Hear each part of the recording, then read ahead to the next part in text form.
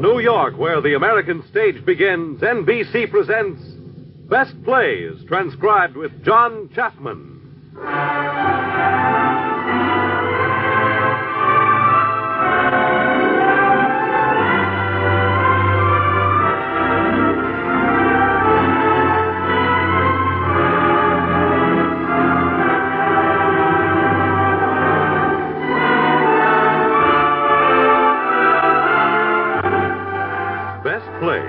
A series of hour-length dramas selected from the outstanding successes of the New York stage. Now, John Chapman, editor of the theatrical yearbook Best Plays and drama critic of the New York Daily News, is here to introduce Cyril Ritchard and Sally Forrest in Samson Raphaelson's Accent on Youth.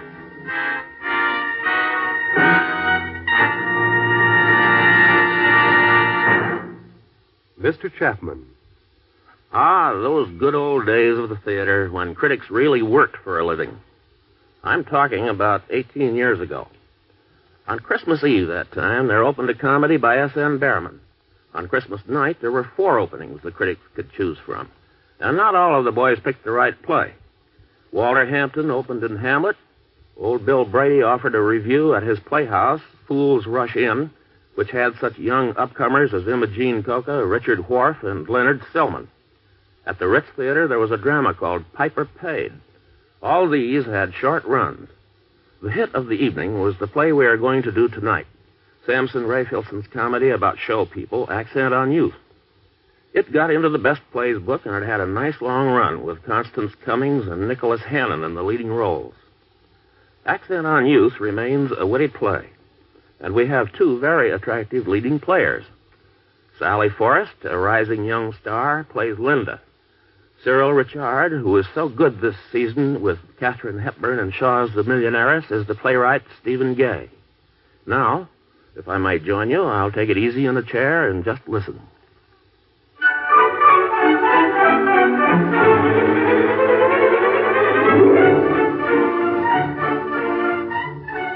My name is Frank Galloway, and I suppose I might best describe myself in the words of Stephen Gay, the playwright, as a rather elegant actor in the neighborhood of 60. At any rate, I was that age when our story began. It was a day in October a year ago, and we had gathered in Stephen's apartment to read the manuscript of his latest play, Old Love. There were in the room, besides myself, Miss Darling, an actress of about 50, and Dickie Reynolds, an athletic, youngish-looking actor of about 26.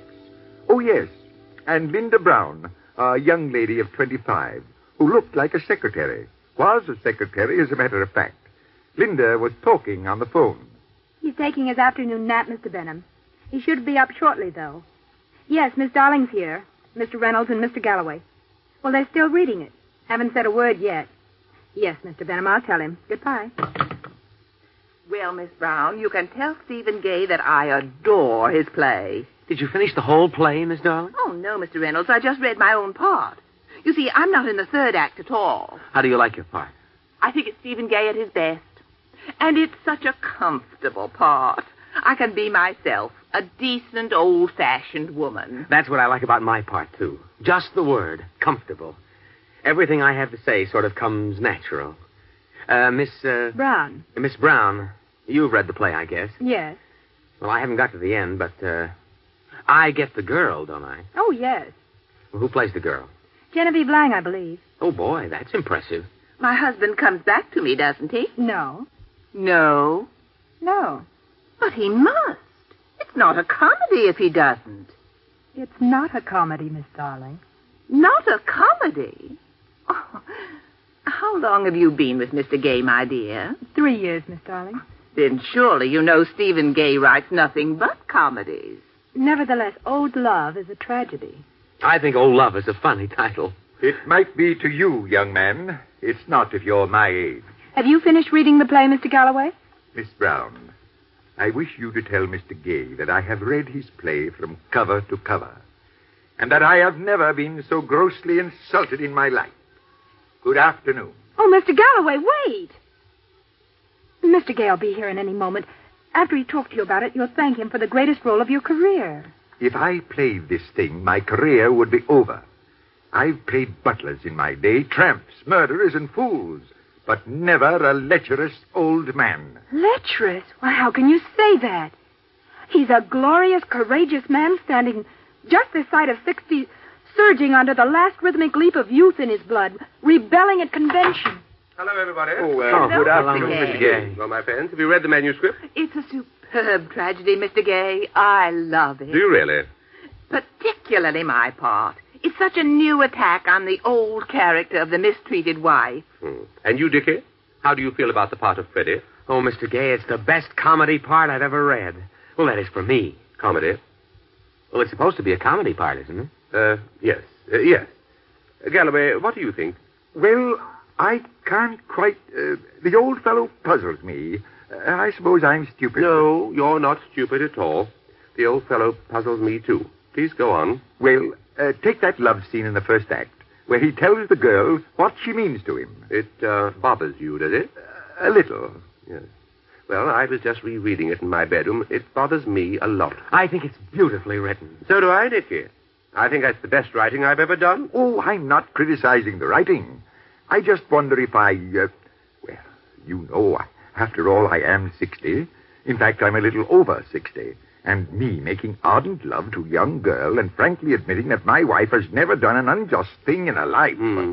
I agree with you, Galloway. On the other hand, there is a poetic something in the play, and if a man can catch it with a high heart, with grandeur... Yes, that's what I thought when I wrote it. I'm 51 myself. I can smell 60. And when you're 60, you're an old man. Personally, it doesn't terrify me. I had a great time, but if I behaved like that fellow, I'd consider myself an idiot. You see, I tried to catch the poetry of a man facing old age. I tried the impossible. Poetry is young, or it's no good. But I'm getting my doubts. You see, it all depends on the actor who plays the part. If he can catch the imagination of the audience... I've played Shakespeare, you know. And very well, too. Thank you. Gay, I think I'd like to try it. Good. I'm beginning to get what you're after. Galloway, I'm an awfully clever fellow.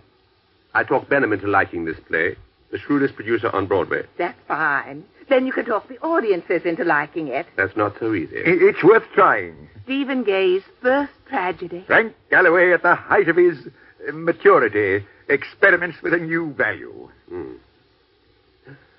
How is Mrs. Galloway? Fine. Haven't you got a couple of children? 3.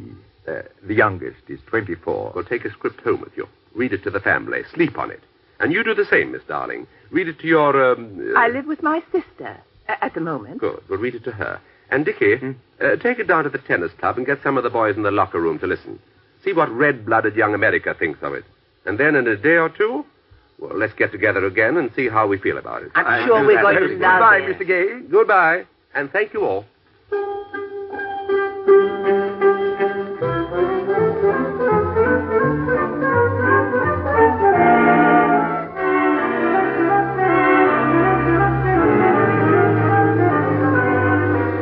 A few minutes later, after he has given Linda some dictation, Stephen is alone in his study. He sinks back on the sofa and starts lighting a cigarette, when the butler enters and announces an attractive, smartly dressed young woman. As she enters, Stephen tries to unscramble himself from the sofa. Now, don't get up, Stephen. But Just I had no stay idea. as you are.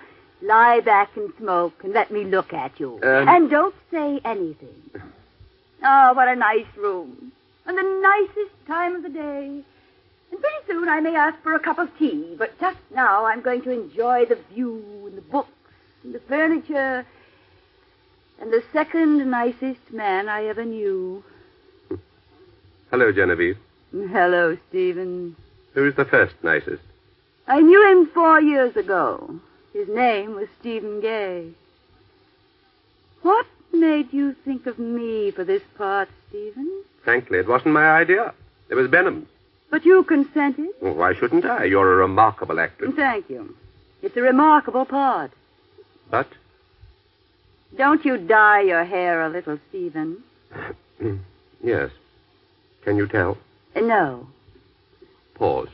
What? I said pause. I was mentally writing this scene, wondering when the plot would enter. Genevieve, Whatever happened 4 years ago, anyway? You broke my heart. I was insane over you. And I was absolutely mad about you. I don't believe it. We were all set to go to Paris.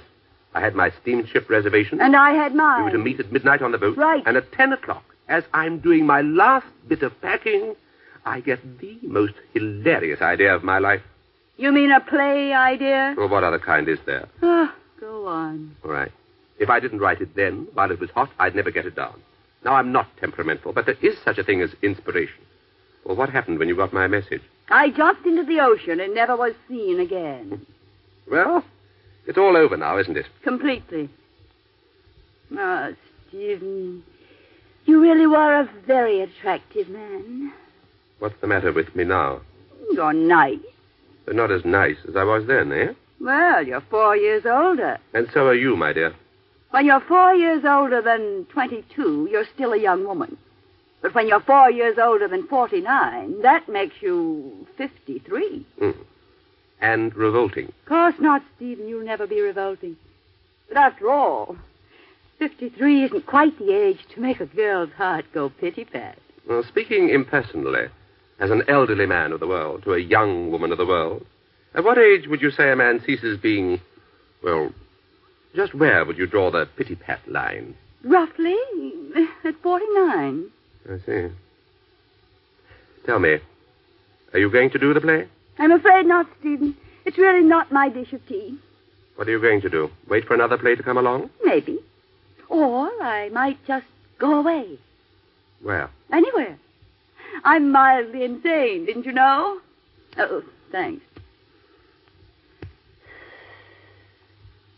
2 years ago, I suddenly just had to see South Africa. Allow me to inform you that South Africa is beautiful. Did you go alone? I started alone. Have you ever been to Finland? No. Neither have I, but I hear it's amazing. Full of blue eyes and green trees and yellow flowers. And in the winter, the air is so dry you can walk naked in the snow. Let's go to Finland. What about your play? I hate the play. Stephen, will you kiss me? Why? I want to see what it would be like.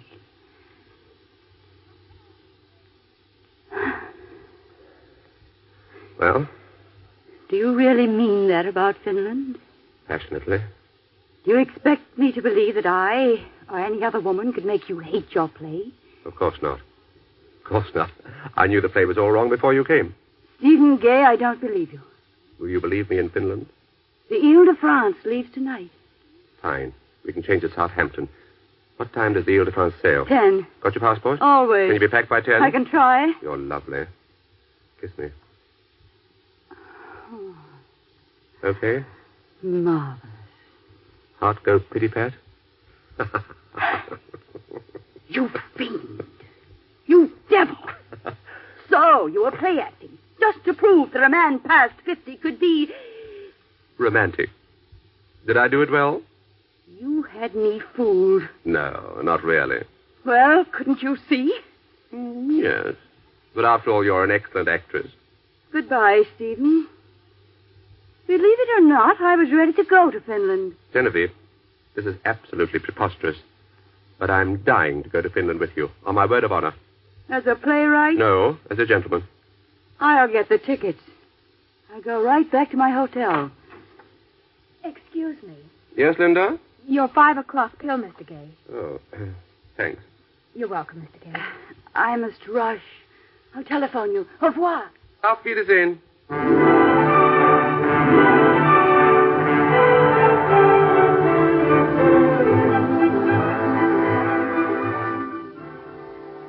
Logos. Yes, sir. I'm leaving for Finland tonight. Very well, sir. Isn't it exciting? Very, sir. This time of year, you'll find the climate still mild in Finland. Logdo, Yes, sir. I shall miss you. Thank you, sir. I'll pack your things. Good. Linda, Yes, Mr. Gay? get Mr. Benham on the phone, will you? No, better not. He'll talk my head off. Take a letter. Got your pad? Yes, Mr. Gay. Dear Bill, when you get this, I'll be on the Ile de France on the first lap to Finland, period. Forget old love, dash, and save yourself a lot of headaches, period. Nobody cares about that old fool. Anyway, I'm quitting. I'm going to live. Where was I? Nobody cares about that old fool anyway. On second thoughts, Linda, kill the letter. I'll send him a radiogram from the boat. And, Linda, you're discharged with my compliments, my gratitude, my affection. Now we'll have to give you a nice present. Now, what would you like most in the world? Nothing, thank you. Oh, come, Linda. I'm serious. Would you like a car, a trip to Europe, maybe a trousseau? Haven't you got a boyfriend? No. Now, don't be silly. You're a fine-looking girl. You'd make any man a splendid wife. Tell you what, write yourself a check for 6 months' salary. The amount you owe me is $41.65 here. What's this? A check for the correct amount. Today is the 4th day of the week. My salary is $60 a week. 4 days makes 40, and I paid $1.65 for that parcel post package yesterday. What's the matter, Linda? What have I done? Nothing's the matter. But you're angry. No, I'm accurate. You've discharged me, haven't you? Well, that's not quite the way to... Yes or no? Yes. Now, we're through, aren't we? Looks that way. You're no longer my employer. No. And I'm no longer your secretary? Right. We're two human beings together. Yes, Linda. A man and a woman. A man and a woman. Well, before I say goodbye, I want you to know that I love you. I want you to know that the 3 years and 2 months I've spent with you have been the most wonderful, painful, happiest years I've ever had or hope to have. You hardly knew I was on Earth, but you've given me more than you could have given your wife or any other woman or your friends or your audience. But, Linda... I had you when you were alone. You've spoiled every other man I knew for me. You did that in the first month. I don't think I'll ever forget a single look of your face, a single word you said. You've done a terrible thing. You opened my eyes and my heart, and you never touched me. Oh, it hurt. Every bit of it hurt. How could it not hurt? It was so beautiful. And if you think I can walk out of this house quietly, that you can smile me away with money and a few new dresses, if you think I can walk out of here without wanting to kill you, without wanting to cut my initials into every day you're going to live, you're crazy. Goodbye, and try to forget me. Hey! Let me look at you. You strange creature. You lovely creature. Let me look at you. Oh, I'm not patronizing you. I'm seeing you. Linda, you're grand. Gosh, if I were only 35 or 40 instead of 51. What do you want of me, Linda?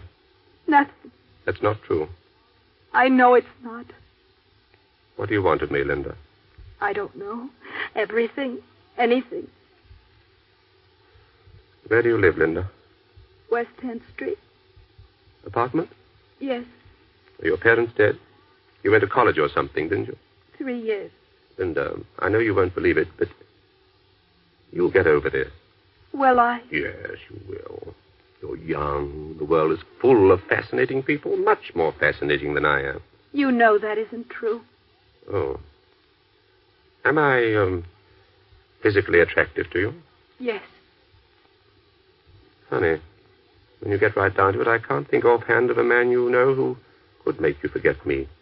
I'm a unique combination, and I know myself too well. I've been around too much to deny that I'm charming. You're wonderful. I know I am. But, Linda, my sweet, I don't love you. I don't love anybody. I know that. You don't have to tell me. Well, supposing I did love you, supposing for the sake of argument that I fell in love with you, it'd be worse. Picture a man of 51. Why, it's like the situation in Old Love. Oh, Linda, get your notebook. It's right here. Take this down. Ready? Ready. Linda, this is marvelous. Do you realize what you've done for me? Angel, you've saved my play. Why didn't I think of it before? She makes love to him. Get it? How beautifully simple. She makes love to him. It whitewashes the old boy completely. God bless you, Linda. Oh, I'm in love with the play all over again, aren't you? I always was. Take this down. Goodbye. But before I go, I want you to know I love you. Do you remember what you said after that? I can't remember a thing. Doesn't matter. I believe you said, the years I've spent with you have been pure torture. Every hour, every second, every day. Period. You've done a terrible thing to me. Period. You opened my eyes and my heart, and you never touched me. Period. Yes, I said that. That's what I said. It hurt. Every bit of it hurt. How could it not hurt? It was so lovely. Beautiful. Yes, that's it. And if you think I can walk out of here without wanting to kill you... What's the matter? Aren't you writing it down? Oh. Give it to me again. Linda, I'm a brute. But that shouldn't be news to you. I'll get it. Hello? Yes, he's here. It's Genevieve Lang. Linda, dear, do you love this play as much as I do? More. Do you think this new scene is going to make a difference? Yes, I do. Then give me the phone. Hello, Genevieve. You did? The what? The bridal suite? Oh, well, I'll tell you, Genevieve, I don't know if you'll quite understand. No. Listen, you'll go through the ceiling when you hear this. But on the other hand, it means a wonderful part for you. Yes. Yes. Yes. Well, all I ask is you let me read you the new scene when it's written. Genevieve, listen. Hello. Hello? Linda. Yes. I'm not going to Finland. Oh, I'm glad to hear it. Shall we finish writing the scene? By all means, my dear. Now, where were we?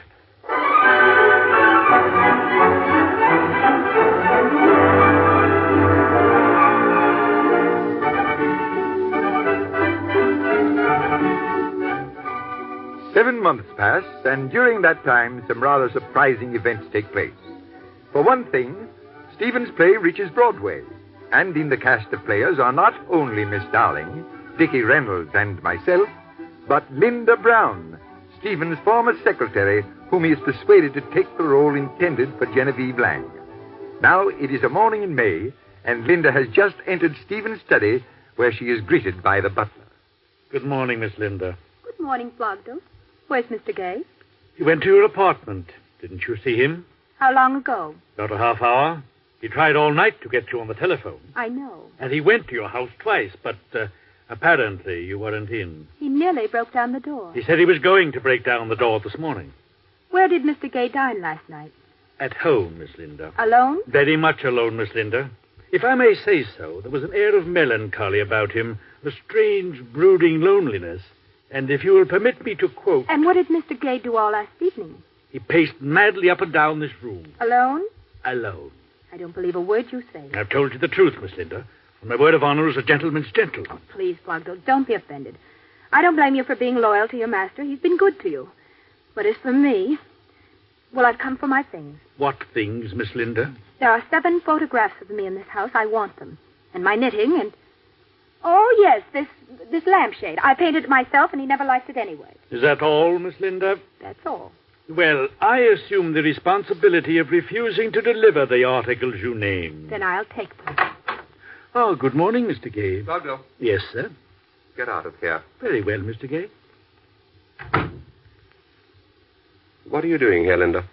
I've come for my things. That's what I expected. Well, haven't you anything to say for yourself? Haven't I anything to say for myself? What, for instance? Well, for instance, goodbye. I don't love you anymore. I hope I never see you again. We agreed, didn't we, to be brutal, to be honest, when the moment came? Are you crazy? Of course I'm crazy. Don't pretend you just discovered it. And you're crazy. That's why when a time like this comes, we shouldn't lower ourselves to the level of sanity. But... I demand that we keep our hate on the same high mountain where you put our love. Do you know what day yesterday was? It was the 9th of May. 7 months ago yesterday, I was nothing to you. And you were everything to me. You discharged me. I was willing to go. I told you I loved you, but it was an exit speech. I didn't ask for mercy. You pulled me back. You begged me to rehearse in your play. I never wanted to be an actress. Well, I became an actress. Then on the opening night, you said you fell in love with me. And I believed you. We promised each other it would be breathless and magical or nothing at all. You said, the wonder that's in us is our love. And when that wonder goes, let's not live kindly, sweetly, disgustingly with just each other. Did you or did you not say it? Well, it's rather naively phrased, but I said it. Did you or did you not mean it? Of course I meant it. Well, then how could you yesterday on the 7th monthly anniversary of the day you discharged me? How could you break our date? Did you read my note? Of course I read it. Well, I think it was very clear. What was clear about it? You walked into my apartment at 6:30. And I found your young leading man on your bed. And you left. Well, what did you expect me to do? If you had the least bit of poetry in you, you would have waited for me to come out of the shower. Would you have liked it if you'd found me standing there? I would have loved it.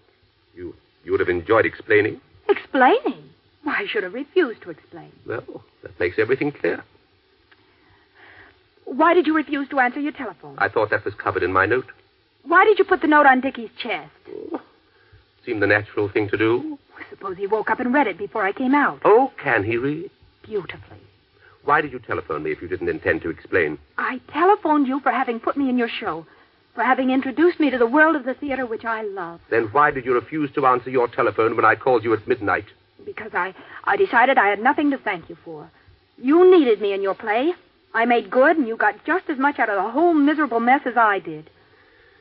May I ask you a question? You may. Why are you angry at me? I'm not angry at all. This is despair. Because your faith in me is gone and everything's over. I've all the faith in the world in you. But I know too much about life, about women. You might be an angel straight from heaven. So long as you're young and I'm old, I tell you there's no substitute for youth. Every night in that play, Dickie takes you in his arms. Every night in words that I wrote. His youth calls to you. Every night. And 2 matinees a week. You're jealous. Dying of it. Well, couldn't you see that Dickie was drunk? Don't. No matter what you say, it'll be something that I said in a similar situation. Stephen. Oh, Linda. Stephen, do you love me? What do you think? Oh, I think yes. And I love you. I'm tired of asking you to marry me. But we must let the world know we belong to each other. Otherwise, why shouldn't a young man come to see me? But I want young men to come to see you. The field is free. You don't have to tell me what Dickie was doing in your bedroom. I know nothing happened. All night long, I was telling myself that. Oh, Stephen, darling, let's never do things like this to each other again, shall we? Never.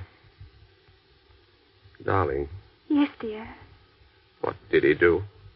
Just walk in. Who? Dickie Reynolds. Oh, you angel, haven't I told you about that yet? Not that I can remember. Well, he walked in unannounced and very tight. I was surprised. You know Dickie never drinks or smokes. And I couldn't figure out what he came for because I don't think I've exchanged more than 50 words with the boy during the 6 months we've been in the show. Well, he talked about the traffic and I talked about the weather, and then suddenly, like a gentleman of the old school, he fell asleep in his chair. Well, it got to be time for me to dress for dinner, so I went in to dress. When I came out from my shower, there on my bed was your note, and under it was Dickie. Ben? Yes, Plonko. Mr. Dickie Reynolds to see you, sir. Dickie?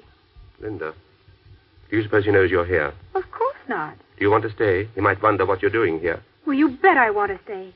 And I wish when he comes in you'd say, "This is my girl. And what the deuce were you doing in her apartment?" My dear, when you're an old lady and I'm your handsome young sweetheart, on that day, I'll flatter you by branding on your forehead private property. But right now, I'd like you to go. Go? Down the back way, so you won't know you're here. Just as you like, Stephen, but I'll be back. All right, but not now. Go. Yes, Stephen. Goodbye. Lovedo, show Mr. Reynolds in.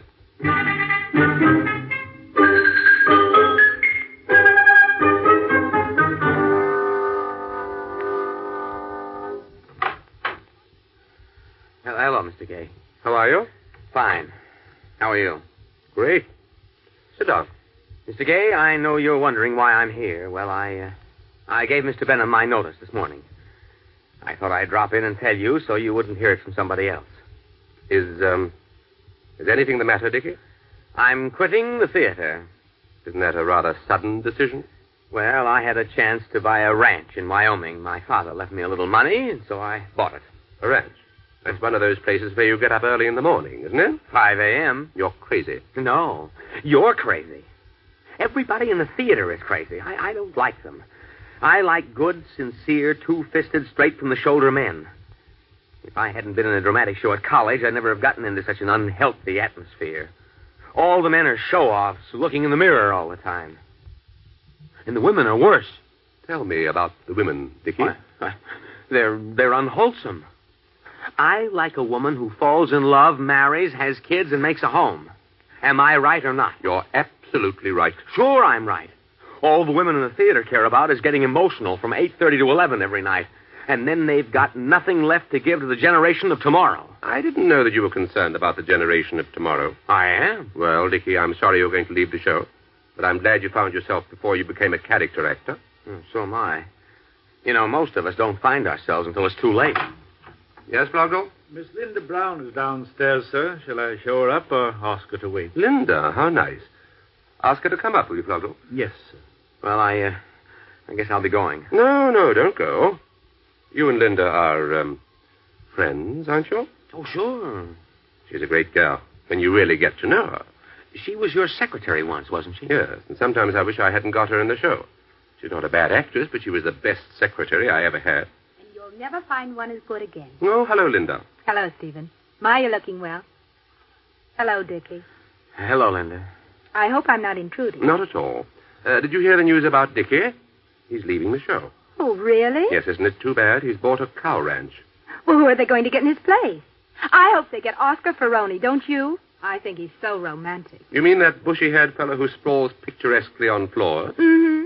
I think he plays men awfully well. Oh, Dickie, you must tell Mr. Gay about all the fun you had yesterday afternoon in my apartment. Yesterday afternoon? Oh, so that's where I was. Oh, gee, Linda, that's terrible. I don't quite know what to say. You see, I never drink, and yesterday I bought the ranch, and, well, the real estate man and I had a couple. Oh, did you have any trouble getting rid of me? I don't know. I left you there. You might call on my maid and get the rest of the story from her. Hello? Yes, this is Stephen Gay. Yes? All right. In just a moment. Linda, Dickie, excuse me, it's Benham. I'll take the call in the bedroom. I think I'll go, Stephen. I can see you another time. Oh, please, I'll be right back. Entertain Dickie like a nice girl. Thank you for staying. Why should you thank me for staying? Linda, listen to me. Dickie, what's the matter with you? You. I'm quitting the show on account of you. Oh? Now, don't look at me like that. That's the way you've been looking at me for 6 months, as if I was the wallpaper on the wall. Oh, Linda, I didn't buy a ranch yesterday. I had to see you. I couldn't stand it any longer. I took a couple of drinks. Oh, I don't know how many, so I could break through that look of yours. Oh, Dickie, you poor foolish boy. What have I done to you? Oh, nothing. I love you so much I can't see straight, that's all. Now, goodbye. Oh, Dickie, wait. Well, of all things. Hello? Where's Dickie? He wanted to go. I didn't stop him. You didn't mean what you said about Oscar Peroni, did you? Stephen, will you marry me? Will you stick to the subject? What about Peroni? Kiss me, Stephen. You do love me, don't you? I'd like to see anybody try to stop me. You make me very happy. Will you marry me? I'm weakening. Oh, darling. What are you crying about? Let's do it right away. All right. You know, I've always wanted to, don't you? Have you? I only hesitated because I wasn't really sure that you loved me. But now you are, aren't you? Well, somehow I am. Let's go up to Greenwich tomorrow morning. It's a date. Happy? Blissfully. You know, if I were writing a play, I'd have Dickie in love with you. Why? Well, there's a better reason for leaving a show than a cow ranch. And then I'd hint to the audience either that he's not really going away or that you like him more than you're telling. Then that's how it would be in a play. And this is life. And life never makes sense, does it?